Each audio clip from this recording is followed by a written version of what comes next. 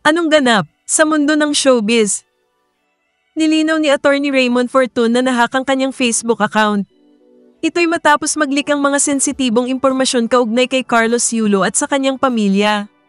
To the public, at a little past 10:30 p.m. of Sunday, August 18, 2024, an unknown individuals gained access to my Facebook account and was able to scroll through certain sensitive conversations I have with the Yulo family on Facebook Messenger.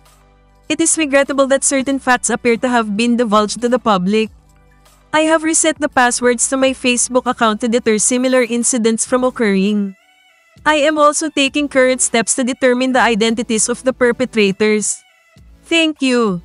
Ayon sa post ni Fortun. Matatandaan na may lumabas na balita na mahigit 20 calls ang ginawa ni Mark Andrew Yulo para makausap ang kanyang anak na si Carlos Yulo para sana ay magka-reunion ng kanilang pamilya. Ito ay kaugnay sa sinabi ni Carlos na kita-kit sa kanyang Facebook post noong Heroes Welcome para sa mga atleta. Pero sa kabila ng mahigit 20 calls ng ama ni Carlos, wala man lang text or call na na-receive ng miyembro ng pamilya galing kay Carlos. Ayon sa umano'y leak post ni Attorney Fortun na ngayon ay burado na. An update. On August 3 and 4, 2024, the son brought honor to his country. From August 4 to August 13, the father makes more than 20 calls to speak to the son. All were ignored, not a single call returned.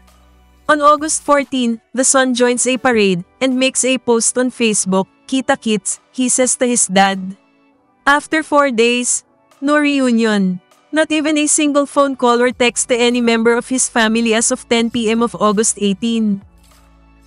Samantala, hindi man nailibre ng two-time Olympic gold medalist na si Carlos Yulo ang kanyang pamilya, sinalo naman ito ng ilang mga nagmabuting loob. Sa kanyang Facebook post, ibinahagi ni Mrs. Angelica Yulo ang night out nila ng kanyang pamilya sa isang massage hut sa Taguig. Bukod dito, binigyan din sila ng groceries at pagkain ng may-ari ng nasabing establishmento. Thank you to the owner of Montalvo Market BGC for giving the whole family a free massage, groceries, and food. Thank you for your kindness, ani Mrs. Yulo. Pagkatapos, nagtungo naman ang pamilya sa Venice Grand Canal upang maranasan ang gondola ride, katulad ng karanasan ni Carlos noong ibinigay sa kanya ang condominium unit na handog ng Mega World. Nag-enjoy din sila sa isang steakhouse sa loob ng nasabing mall.